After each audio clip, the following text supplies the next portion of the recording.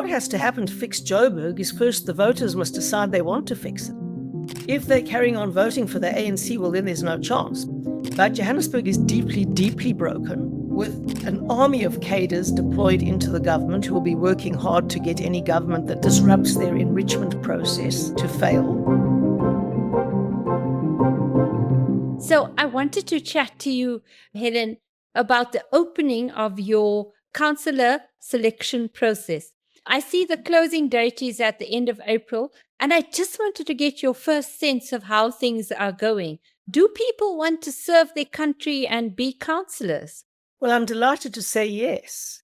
We had the first day of our Catalyst retreat yesterday, and that was in Johannesburg, and I was really blown away, I can say, by the calibre of people who are putting their hats into the ring. I'm not asking for names, but just tell me about the kind of people, because the last time I came to a DA press event where you were introducing the cream of the crop last year, there were doctors and PhDs and people who had really come forward and said, we want to serve our country, in that case as members of national parliament or of the provincial legislatures. So just give us a flavor for the kinds of people coming forward for, I'd argue, a much more difficult job. Yes, in many ways it is a much more difficult job because it really is the coalface of politics, of the coalface of delivery failure, if you will, in South Africa. So I was thrilled to see that we have lawyers. We even had an accountant, a tax consultant. We had a range of people who actually know that this is the last chance for a city like Johannesburg and are going to do everything in their power to help save it. So there are people very committed to do that. Senior people, some with very high public profiles, who are committed to doing that. I was also listening to you and reading the call, and you said that the DA hopes to achieve a majority in the local government election in 2026 or early 2027. That's going to be quite a jump, and I wondered if you could share with us some of your strategy to go from what you achieved in 2024 to going to 51% plus in 2026, early 2027. Well, what I have been saying is that we want to be the biggest party in the metros. Okay. And we are we want to be the biggest party in the metros. We are in a proportional representation system, which means it's very rare for any party anywhere in a proportional representation system to get above 50%. I think it's not likely to happen in South Africa again in the near future. The critical question is who's going to be the biggest party? And indeed, I think the DA stands a very good chance in most of the major metros of being the biggest party, and we are going to go all out for an overall majority in Cape Town again. I remember you have told me this before, that you think our political landscape has changed so substantially that no party, be it in a local, national or provincial election, will be able to achieve 51% again. Is this because we've seen so many more parties coming into registering and coming onto the political scene? Or do you think that people are just searching all over for a political home? How have you come to that conclusion? Well, it is the consequence of having a proportional representation system without thresholds. In most proportional representation systems throughout the world, it is very big to be a party in the 20s. We'll remember that Angela Merkel was the Chancellor of Germany for a very long time with 27-28% of the vote. And that's absolutely normal in a proportional representation system. So, for example, in Ireland, a sister party of ours with the very same political philosophy has got the same percentage of the vote, but they're the governing party there because they're the biggest party. But we're in a situation that is even more encouraging of tiny parties starting up because we don't have any thresholds. In Germany, for example, you have to get 5% of the vote before you get any seats whatsoever. And that means that this time the Liberals fell out of the Bundestag, the parliament, altogether, because they only got 4.7% of the vote. So we don't have any thresholds at all, which means that with 2,000 votes, you can get a seat in the council of a large metropolitan area. And you can even have the balance of power there to decide which party will actually rule. So we don't believe that that's democratic. And so we are bringing in thresholds, and we're certainly working very hard to have them in before the next local government election. But despite that, we will have a multiplicity of parties. And if the DA can be the biggest party, then we get to have the first go at setting up a municipal government. And that's what we're aiming at. You've spoken about the DA difference. And at the weekend, this just before we're speaking, we went to the garden route. So there really is a difference palpable if you see George and if you see Knysna, if you see Cape Town and if you see Johannesburg. So when I run this theory by my friends, they say, oh, nonsense, because you're only looking at the smart parts of those places. You're not looking at the black areas. How would you answer that critique, and also expound for us a little bit on how you understand that DA difference? Well, you've got to ask yourself what government is supposed to do. What government is supposed to do at local level is to deliver clean water, make sure the sewage can flush away, make sure that the electricity network is functioning, make sure that refuse is removed, make sure that the roads are fixed, make sure that there's public transport, viable and functional, happening. Those are the roles of municipal government. And I've often taken people around very poor communities in the past, and they can see for themselves that the local state is working there.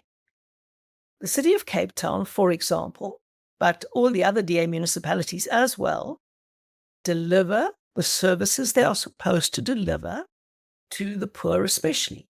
In Cape Town, for example, 75% of the 9 billion rand investment in infrastructure is going directly to benefiting the poor. And the infrastructure spend of the city of Cape Town is now more than all the other metros put together. Now that creates absolute certainty for the future that water will be clean, that it will be delivered in large parts of Johannesburg. It isn't delivered to anybody. That the network is working, that independent power producers can feed into the network to cross-subsidize what the poor have to pay for electricity. On every single measure in the poorest parts of Cape Town, the local state is fulfilling its function, and the same goes for almost every place governed by the DA with an overall majority, because then that makes it much easier to deliver, of course. Does it have the impact of mediating a wider Gini coefficient or wealth inequality in a city like Cape Town? Because it is still pretty glaring.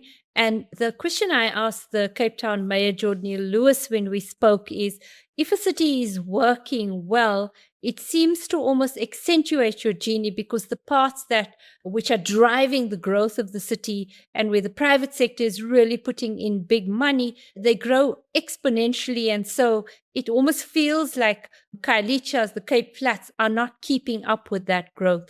Can a local government budget have such a mediating effect on a Gini coefficient, or is that too big an ask at local government level? Now, of course, local government can have a big impact on the Gini coefficient, because the biggest impact on the Gini coefficient is when people have jobs.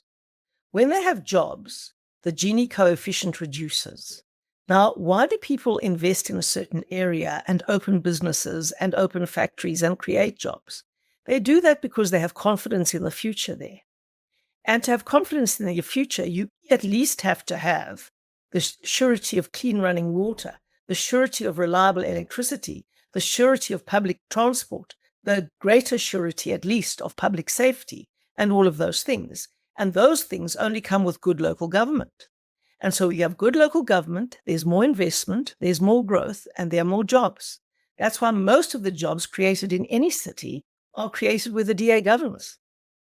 And that brings down the Gini coefficient. I do want to ask you a little bit about Joburg, because I know that you lived here. I know your family. I don't know if they're still here, but I know they were from here. And I wondered, and you spend a lot of time here now because getting ready for this local government election. What do you see when you drive about, walk about, open your eyes to local government in the city?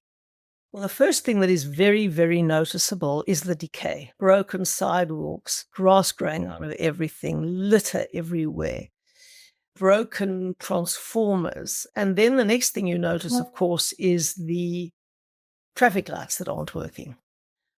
You know, that is really a very, very striking thing. I mean, I'm sure there are more traffic lights working in Khayelitsha and Guguletu than there are in the whole of Johannesburg, for example. It's Well, I very count frustrating. these things. So there are literally thousands of traffic lights not working. We have 2,000 intersections, multiply by 4. Yeah, thousands don't work. Well, that is a tragedy, an absolute tragedy for Johannesburg, because that's what makes people run away. I mean, if that's what you have, and you have weeks in some places without water, weeks, who's going to invest in a place like that? I've held roundtables on this. I get about in my city a lot. And the pent up investment waiting to happen is quite significant. You know, people still want to invest here. They're often not able to because the metro center's been shut down. And so getting your plans passed, being able to get your infrastructure up and running takes that much longer. I've heard you say in your various conversations about local government that the fix on Johannesburg will take at least 5 years, so that even if the DA is successful in the next election, don't expect any big visible changes. So, but as someone who lives here, 5 years seems like an extraordinarily long time. Well, what has to happen to fix Joburg is first the voters must decide they want to fix it. If they're carrying on voting for the ANC, well, then there's no chance, but that's a decision the voters have to make. If they continue not putting a party in that has the capacity and the competence to govern, then that's their choice. And they are voting for their city to collapse. There's no other way of putting it. It is as stark as that. If they want to turn it around, it is their choice. It is the voters' choice to do that. And they must make that choice. No one else can make it for them. We're putting up the very best candidates we can. We're training them very hard. We'll have an enormous amount of support from our governance unit and other places to fix Joburg, because we love Joburg and we're very committed to fixing it. But it's a choice the voters have to make first. If they do make that choice, it's going to take a very, very long time from the residents' perspective to fix it. Because, first of all, there's been so much corruption that there's not the money that we've now had in Cape Town through good governance to pour into the infrastructure investment that's needed. And fixing the traffic lights, for example, is just not a question of putting a new globe in the light or a new bulb in the light. It's about fixing the entire network of cables that hasn't been maintained for the past 30 years. So it's not a quick fix. It's an extraordinary challenge. We were lucky when we took over Cape Town, it wasn't nearly as broken as Johannesburg is. But Johannesburg is deeply, deeply broken, with an army of cadres deployed into the government who will be working hard to get any government that disrupts their enrichment process to fail. And it's going to be very, very hard. We're going to have a backbone of steel to turn Johannesburg around. But first, the voters, as I said, have to have a backbone of steel to make the choices. So I want to chat very quickly about this is a big job, you know, being a councillor. You outline it as legislative work, council committees, community leadership. So you've got to be in your wards, civil society engagement. You've got to be speaking to all the various sectors of civil society.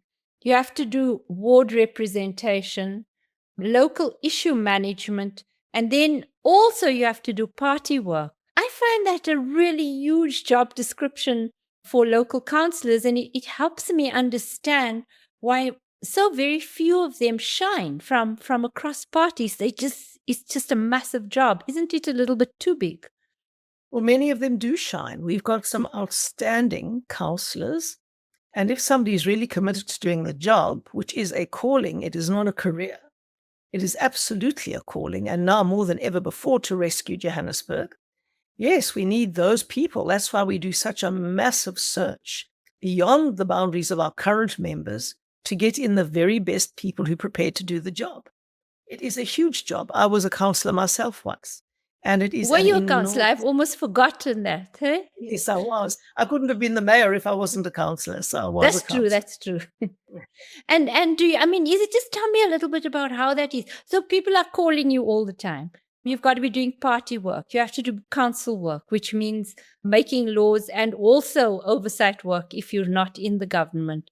Share a little bit of what that experience was like. Well, it is an extraordinarily enriching experience because you know that you're making a difference. Often in Parliament or the province, you are at a remove that makes it difficult to see the impact of your work. But at local government level, you usually can see the impact of your work, and you have to work very closely with the officials and the depot managers and other people who are going to be prepared to help you get things fixed up in your ward. It can be very frustrating in an ANC-governed municipality where everything is broken and where none of the officials want to help you. But our best people keep soldiering on because they know that they really stand between Joburg and its total collapse, and they're trying to prevent that.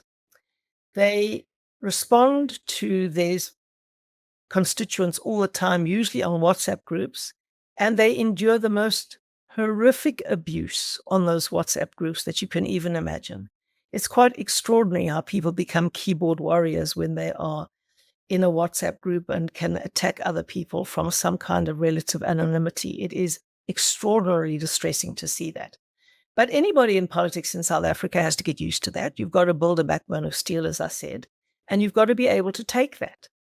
They respond to calls at all hours of the day and night. They try to get the water infrastructure maintained and push very, very hard to get things fixed. Sometimes they burn out. Sometimes some of our best councillors have burnt out, but there Yes. are always people passionate enough to take their place. I did want to put this to you, is I've stayed in wards where there are brilliant DA councillors, and my mom lives in a ward where there was somebody who was not. He was as open to patronage politics and influence building and behaving like a cadre with access to power as any ANC councillor whom we read about all the time. How do you deal with that risk, and are you aware of it? Well, that's why we have such intensive candidate selection processes. If there are examples of that, you and your mother and other people must inform us with some evidence, because it can't just be a broad generalization or accusation. No, we did. Huh? Okay, to the DA. Did you let the DA know? Yes, absolutely. And it's not like nothing happened. There was an inquiry, etc. I'm just making a general point to you. Okay, you're just making a general point. But if we know that, Yes. and if the person is found guilty of doing something like that, then that goes on their record. And we have performance assessments in the DA, and that should count very strongly in the candidate nomination process. So we do have very close monitors on that. And sometimes people face disciplinary action where the penalty is not as severe as loss of membership or being kicked out of the party, but we take a very, very firm view on corrupt behaviors, and certainly when there's evidence of it. I have a final question, and I'm really sorry that I have to run off to do a slot on sorry. Johannesburg, which I do, but it is this one. Today is 269 days since the GNU was formed. And I do just want to get your opinion on how you think things are going, because it was an agreement struck in very quick time, and it won adherence across the world. The German ambassador the other day was saying to us that, wow, we can learn a thing or two from South Africa about how to establish a coalition government in such a short period of time. You were, of course, one of the key midwives of that process. I'd love to get your thoughts on how you think it's going. Look, we can learn a lot of things from Germany because they are much more detailed in their coalition negotiations, and they aren't constrained by the constitution to only having 2 weeks to negotiate it, which was far too little. We should have had much, much longer. Look, I would say in general, we are fighting as hard as we can and winning as many victories as we can on the basis of 22% of the vote. There's some people who think that we should win 100% of the battles, which we obviously can't because we didn't get 50% plus one of the vote. And when we do that, we will be able to win 100% of the battles. But the ANC can't win 100% of the battles either, and they're finding it very, very difficult to get used to that fact. And they're kicking back very hard against it. So on things like the Bella Act, the NHI, the Expropriation Act, all of those acts were actually passed in the last parliament. All that was waiting was for the president's signature, and that gave us Yes. very little ability to fight back and to turn things around, because it was only the president's signature and it was hard to stop that. But with a budget, for example, that wanted to push up VAT to 17%, well, we fought back on that very hard, and those negotiations are still ongoing. It's taken almost as long to negotiate that budget as it has to negotiate the entire new coalition government. But where we have the votes in Parliament and where the ANC has to rely on us before they can take a position on something, we have much more muscle, which we're doing our best to use as hard as we can, on the understanding that no one must expect us to win everything until they give us enough votes. Got you. Thank you very much for your time. I do hope that you'll join us on another of these chats, because it's always lovely to talk to you. Thank you, Helen. Oh, lovely. Thank you very much indeed, Ferial. I appreciate it.